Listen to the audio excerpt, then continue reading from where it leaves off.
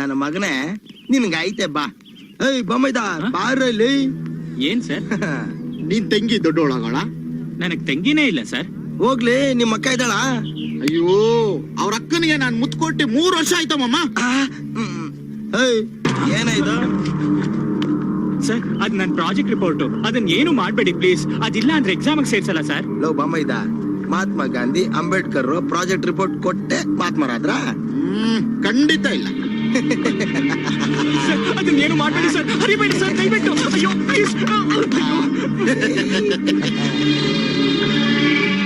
ಈ ಪೇಪರ್ ನ ಬಟ್ಟಿನ ಕೈ ಕೊಟ್ಬಿಟ್ಟು ಇದೇ ಪೇಪರ್ ಅಲ್ಲಿ 4 ದಪ್ಪ ಬೋಂಡ ಪಾರ್ಸಲ್ ಮಾಡಿಸ್ಕೊಂಬ.